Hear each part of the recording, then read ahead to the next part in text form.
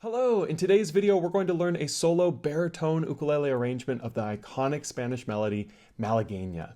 This was actually one of the first things I ever learned how to play, and one of the reasons I love this lesson so much is because it starts off so beginner-friendly, and then we learn different fingerstyle techniques to add depth to this arrangement. It makes for a really great entry point for people to learn some basic fingerstyle playing, and it's also a great challenge for more experienced players looking to add some flamenco flair to their baritone ukulele repertoire. In addition to learning 3 different variations of this melody from more of a beginner to advanced level, we'll also be taking a look at a nice little strum part to add that flamenco flair and inspired sound at the very end. Let's go ahead and dive in. It's going to look something like this with the camera moving down and the tab on screen. Now, if you'd like to download a copy of this tab, it's linked right over here. More on that later, but let's go ahead and learn this basic part. It should sound and look something like this.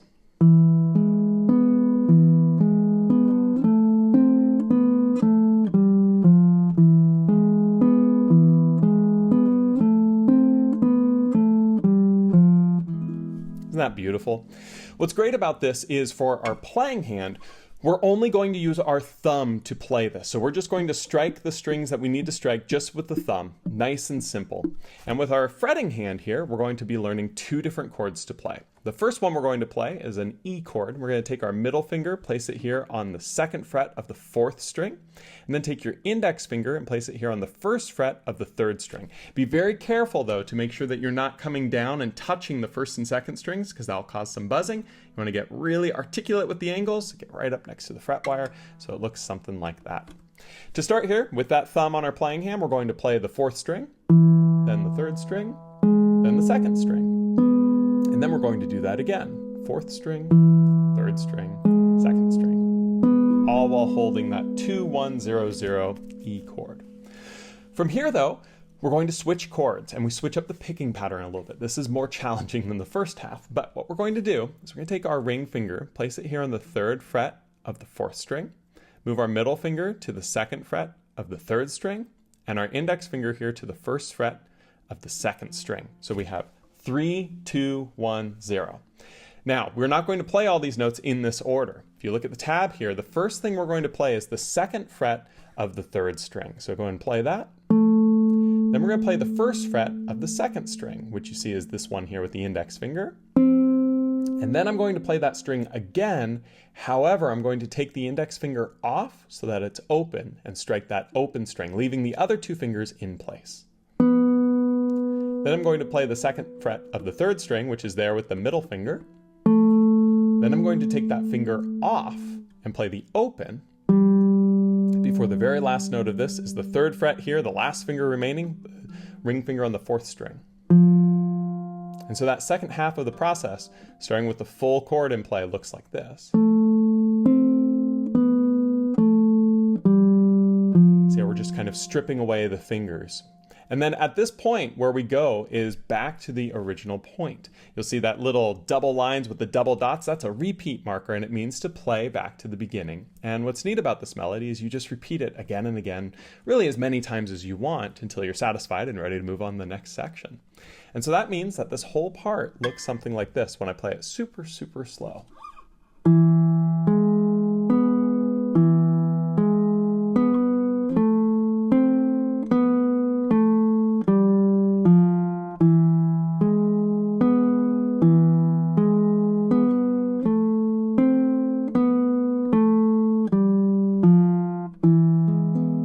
I can just play the E chord at the end when I'm done to sort of wrap it up and make it sound finished. Now, quick tip, if it's really tough to switch the fingers between the chords, that's very normal. What I want you to work on is always placing the finger that's needed first. So what that means is I place this finger first because it's the first one I strike. When I'm going the 2nd chord, I want to place this finger first because that's the first one I'm going to strike. And then I can place this, and then I can place this. Ideally, you can do all 3 at the same time, but you want to prioritize whatever fingers are actually going to be played first. Totally fine as you're doing this to prioritize based on the order that they're presented in. But now from here, let's go on to the second variation of this melody, adding in some fingerstyle concepts. So what's neat about this is it's exactly the same as what we just played. There's no variation in the fretting hand. It's the same two chords. And our thumb is going to do the exact same thing it did before. There's no difference with the thumb and how it plays. What we are going to do though is we're going to take our middle finger on our playing hand and we're going to put it on the first string at a nice perpendicular angle. And we're going to practice playing that string in between each of the notes that the thumb plays. So this means instead of just playing the thumb, thumb, thumb, we'll do the thumb, then the middle on that first string open, and then the thumb, and then the middle, and then the thumb. And that makes this whole thing sound something like this, just so that you can hear it.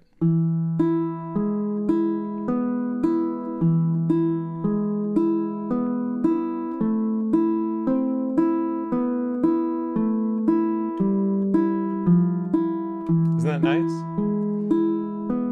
It's got almost a trans to it. It's really tough at first to get the comfort with these fingers alternating, but that's where the careful, considerate practice comes into play.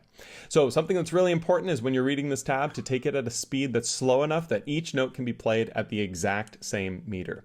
You get into trouble when you start trying to go too fast, and then you stop to reset, to change, and play something different. It just doesn't work when you start to do that. So it's very, very important to, again, keep it nice and slow. So let's go and try this together. Middle finger there on the 2nd fret and index there on the 1st fret, right? Same chord we did before. Now we're gonna pluck the 4th string, then the 1st string, 3rd string, 1st string, 2nd string, 1st string, right? So 1, 2, 3. We're gonna do that again. And we go to our second part, which is confusing. We switch to that chord, remember, prioritizing this middle finger because that's the first one. I'm gonna pluck that, follow that with the open on the 1st string, and then 1 on the 2nd string here, open on the 1st string, take that index off so it's open on the 2nd string, and then open on the 1st string. This middle finger here on the 2nd fret of the 3rd string play, and then open on the 1st string, take that middle finger off, open on the 1st string, 3 on the 4th string, and then open on the 1st string.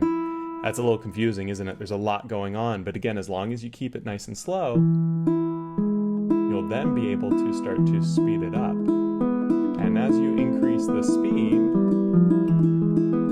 really starts to take off and sound awesome.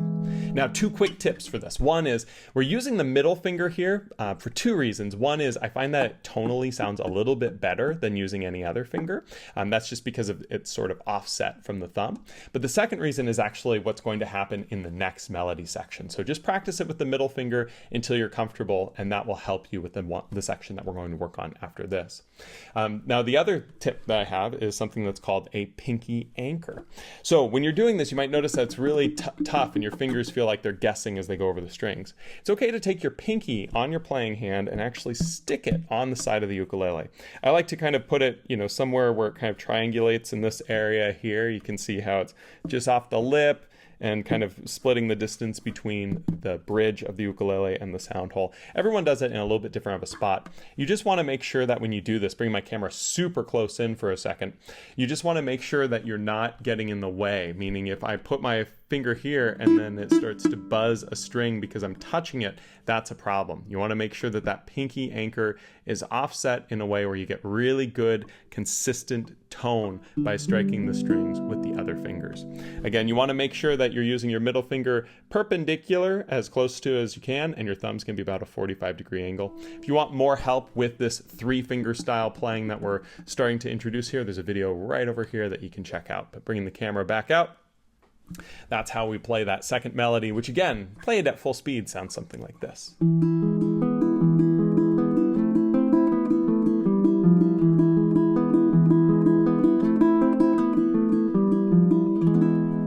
Isn't that wonderful? So from here, we're going to go on to the third melody, and this is definitely the most advanced variation of this. But the good news is if you can play that second melody, you're capable of playing this third melody. And you don't need to be playing that second melody as fast as I just did it to start working on it. What we're going to do here is we're going to introduce a new technique that's called the 3-finger tremolo. And it's called that because we're going to be using our thumb, our index, and our middle fingers on our playing hand. Now we've already been using our thumb and middle finger, right? So it's just the index that's being incorporated. And luckily, it's really straightforward and simple if you know how to play the other part, because all that it is the same thumb motion that we've been doing and the same middle finger motion in between. We're just now adding an additional motion of the index after the middle finger. So instead of being thumb or just thumb and middle, it's now thumb, middle, index, both on that open first string. Bringing the camera super in again, that looks something like this, where my thumb strikes, now my middle, and then my index. And this is why we started with the middle finger on the second melody. It makes a lot more sense to do the middle and then the index as the order of this, because it kind of draws your hand in for the index, and then you can pull the hand out a bit for the thumb. This creates a nice circular movement that's a lot more consistent and comfortable to build speed with. So really important to make sure that you get comfortable with that middle, then index. But what I'm going to do here is I'm going to play that same melody, just now open on the first string with the middle and open on the first string with the index between each note of the thumb. And that sounds and looks something like this.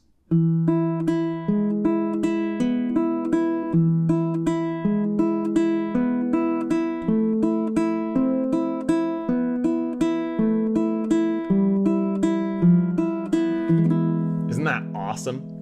Now, really important when you're working on this to keep the timing integrity really good. Bring the camera out a bit. What I mean by that is this is called the 3-finger roll because it's creating these triplets. 1, 2, 3, 1, 2, 3, 1, 2, 3. It does not go 1, 2, 3, 1, 2, 3, 1, 2, 3. That would sound like this. See how awful that sounds? Every single strike needs to be even with every single other strike, which means the distance between the thumb to the middle, to the index, back to the thumb is exactly the same. 1, 2, 3, 1, 2, 3, 1, 2, 3. So when you're first learning this, I strongly suggest just working on the first 2 bars of this melody, just holding that E chord and getting comfortable going through each string with the thumb while reinforcing the open on the middle and the index. And once you're comfortable with that, you can start going on to that second melody section with the F major 7, which again is exactly the same melody we've been playing, just now I'm keeping my alternating fingers there on the first string. So pretty challenging, but let's go ahead and try it together. Super, super, super slow. I'm going to count us in. If you're up for the challenge, go ahead. And if not, that's okay to just listen. And we'll get onto that strumming part in just a moment here. But should sound something like this. 1, 2, 3, 4, 5, 6.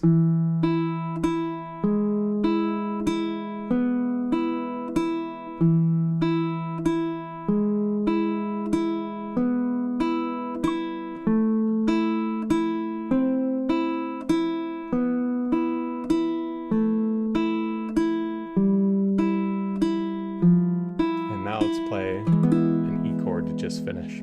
So very challenging, but worth the effort. Takes a lot of practice, but man, is it ever fun as you get it comfortable and fast. Well, from here, we're going to go on to our last melody section, which is completely different than everything we've done so far. This is that nice little flamenco-inspired strumming.